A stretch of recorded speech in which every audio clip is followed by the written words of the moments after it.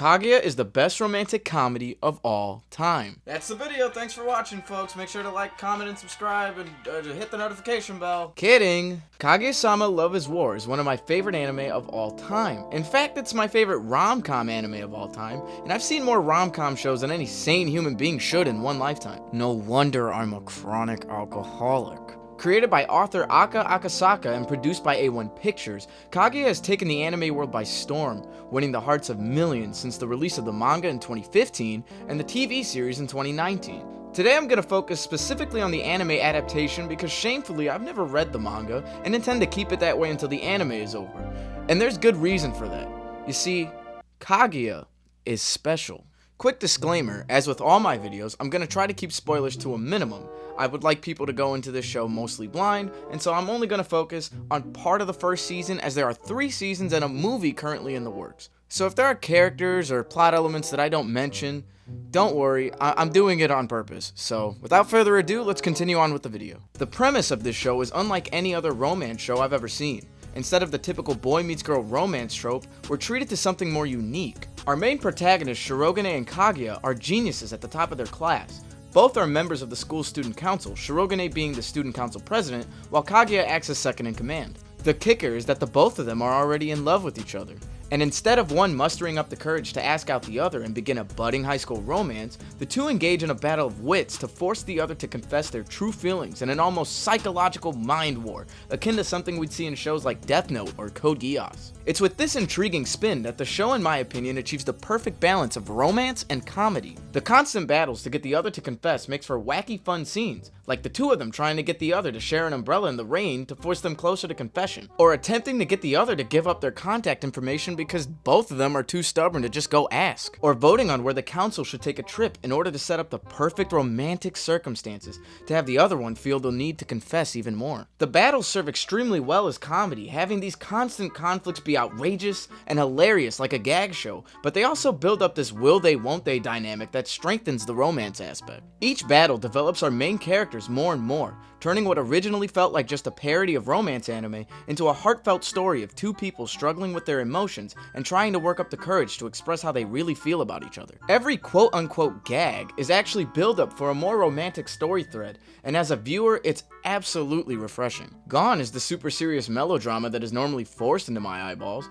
Gone is just a purely comedic show with very small romantic implications and no real closure, and Gone is the slow burn slice of life. I've seen this 1,000 times. Every season, these shows are all the same, and I can't tell the difference. Please help. Not that I find anything particularly bad about these shows, I just felt that Kaguya found the perfect middle ground where it could be downright Konosuba levels of funny and give me the beautifully developed romance I love from shows like Golden Time. It's rare that a rom-com can find that balance where neither side of the spectrum overstays its welcome. And what's even more rare is having an outstanding supporting cast of colorful characters that feel as integral to the show as the main characters. Kaguya does side characters better than most shows out on the market. Every character is completely different from one another, yet complement each other in a way that made me truly believe in their friendships. Fujiwara is easily the most popular of the side cast, being the fun-loving, bubbly, pink-haired anime girl that all weebs love. She definitely gets the most screen time out of the supporting cast and has some of the most iconic scenes in the series. The relationship she builds with Shirogane and Kaguya show how kind-hearted she is, while also showcasing some of the funniest bits I've seen in anime. Let's also not forget when this took over the fucking internet. I won't lie, I've been caught doing this in public before, I have no shame. Ishigami is what happens when you take L from Death Note and give him an actual personality. It's a joke, guys, I swear. He originally comes off as brooding and depressed, but once you get to know him more, he becomes one of, if not the funniest character in the series. His rambling outbursts about love, women being snakes, and how underwear can make you a man whore had me bursting with laughter consistently, and he quickly became my favorite character in the show. He too gets plenty of development as the series progresses, showing off how much depth he truly has, making him feel like one of the main protagonists at points. Hayasaka is an intriguing character. Her character development is much more subtle than, say, Ishigami's or any of the main cast for that matter. She works for Kaguya's family and is presumably Kaguya's maid or personal assistant, helping her with literally everything, even living in the same estate. She tries her best to help Kaguya with her relationship with Shirogane and comes across a lot like a big sister. She gets caught up in loads of outlandish situations and has some of my favorite moments in romance anime, let alone just the show. It's a wholesome relationship that made me love her character more and more as I watched. Also, she's a badass. Do you see this? Look at it! We don't get as much backstory for her as we do with the other characters, so she tends to still have an aura of mystery to her, and I look forward to learning more about her as we move forward. She's also easily the best girl in this show. Did someone say best girl? How the fuck did that get in there? Oh yeah, and there's also a narrator who is by far the best part of the show and the reason I was immediately sold since episode 1. Visually, this show looks incredible. The colors stand out tremendously and every character has a distinct look to them that makes each of them easily recognizable as you watch. Every scene is directed and animated perfectly. Comedic scenes are over the top and flashy, giving me an almost Looney Tunes Saturday morning cartoon vibe, and yet the more romantic and dramatic scenes come off as subtle and downright beautiful, only to be enhanced greatly by the stellar sound direction. The soundtrack is surprisingly beautiful. They seem to have gone for a more classical music approach, and it fits the setting of the high-end school perfectly. The upbeat tracks meld seamlessly with the goofy over-the-top antics, with some of the tracks having an 80s beach rock vibe to them.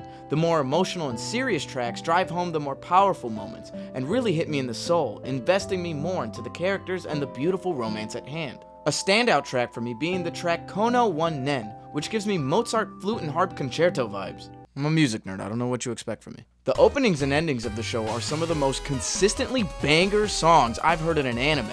All 3 openings slapped and are performed by Masayuki Suzuki, who has such a unique sound that makes a Kaguya opening easily recognizable. I really love each of the endings and how they tell little stories and build up the characters' relationships even when the episode is over. Almost like extra subtle world building. It's so good.